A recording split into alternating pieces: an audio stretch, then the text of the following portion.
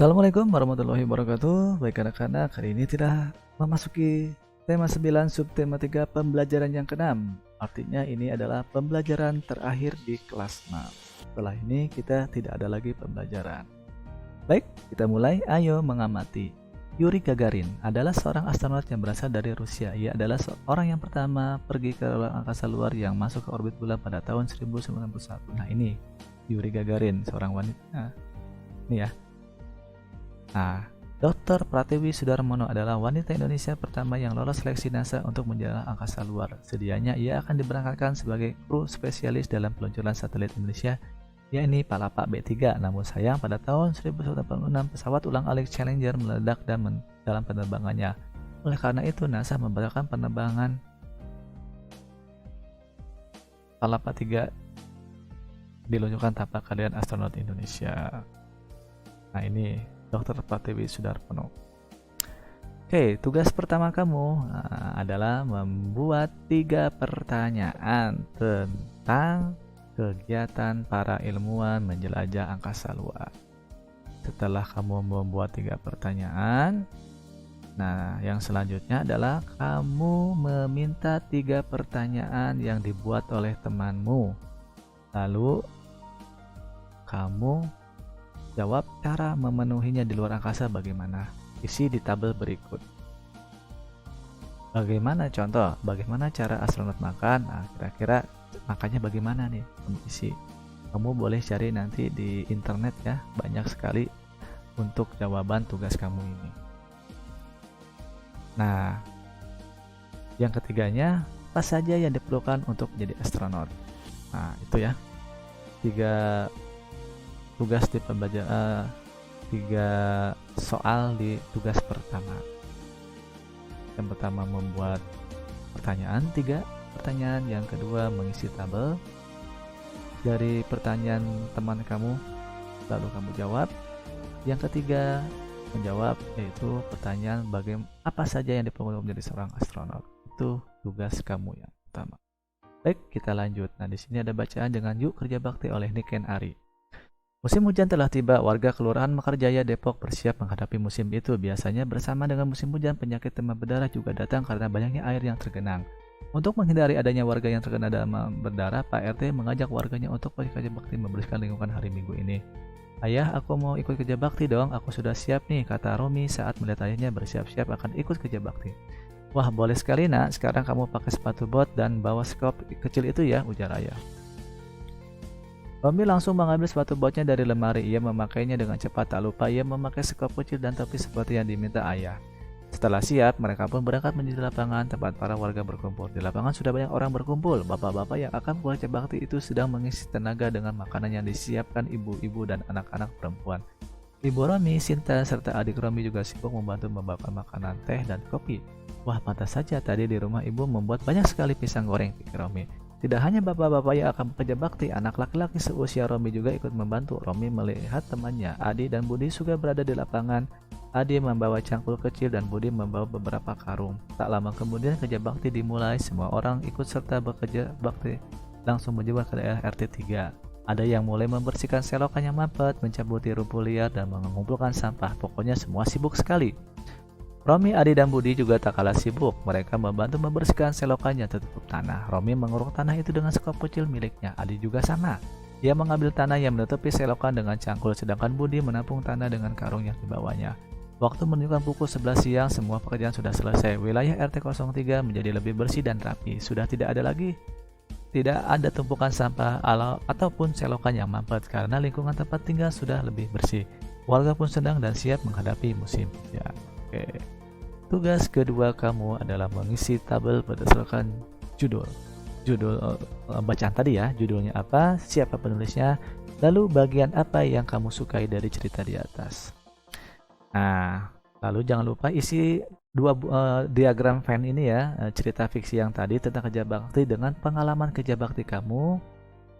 Jika ada persamaannya, kamu tulis di tengah-tengah ini. Tuh, untuk tugas kedua kamu. Baik, kita lanjut.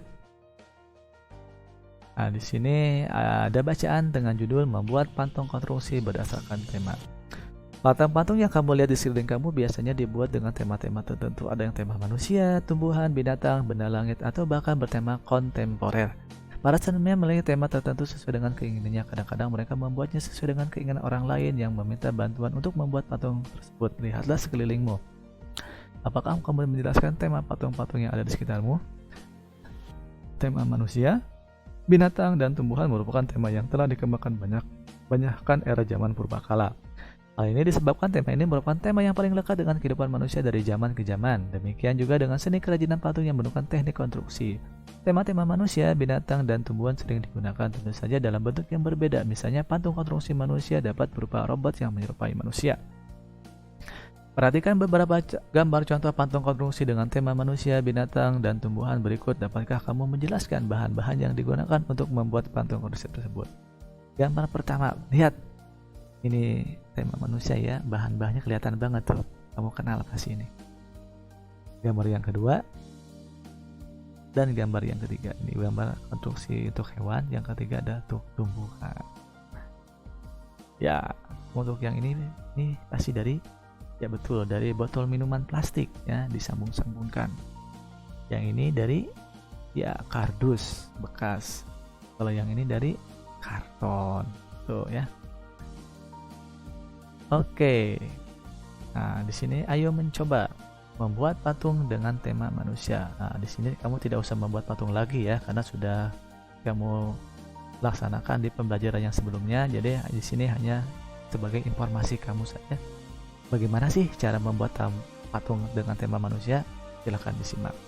Untuk membuat patung konstruksi dengan tema manusia, kamu perlu melakukan tahapan-tahapan yang kurang lebih sama dengan tahapan membuat kendaraan luar angkasa pada pembelajaran sebelumnya.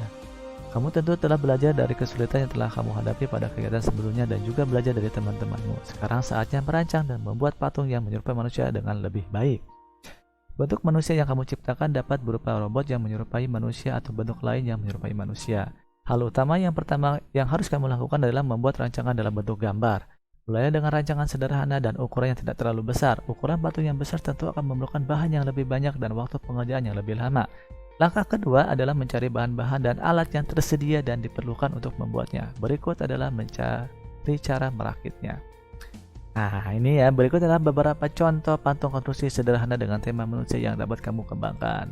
Sebelah kiri adalah konstruksi manusia yang terdiri dari tutup botol minuman ya.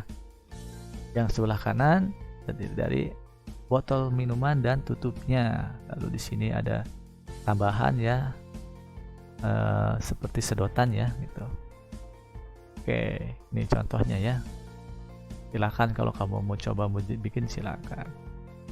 Oke.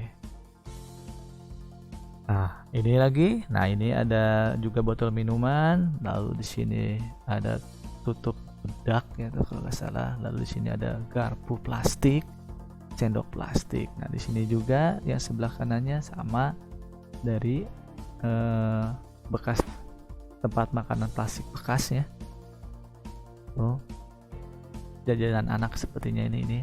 Oke, itu adalah contoh-contoh beberapa konstruksi sederhana dengan tema manusia dari barang-barang yang sudah tidak terpakai yang kita temukan di sekitar kita. Oke, itu ya. Ini tidak usah dibuat, ini hanya untuk sebagai pengetahuan kamu karena pembuatan patung konstruksi sudah kita laksanakan pembelajaran yang sebelumnya. Nah, sekarang tugas yang ketiga kamu nih ya adalah tentang cerita kerja bakti yang tadi. Lalu kamu cari usaha-usaha apa yang diakibatkan dari kegiatan kerja bakti tersebut. Kamu cari 3 akibat yang ditimbulkan dari kerja bakti. Kamu bikin sebuah tabel boleh, atau 1, 2, 3 juga boleh. Jadi tugas ketiga kamu adalah kamu mencari akibat yang ditimbulkan dari kerja bakti dari bacaan yang di atas. 3 saja akibatnya. Jelas ya anak-anak? Oke, baik anak-anak. Cukup sekian untuk pembelajaran kali ini. Jangan lupa semua tugas dikerjakan dengan sesuai perintahnya. Baik, Bapak akhiri. Wabillahi taufiq wal hidayah. Wassalamualaikum warahmatullahi wabarakatuh. Semoga semua tugas kamu kerjakan dengan baik dan semoga kamu semua lulus dengan nilai yang bagus juga.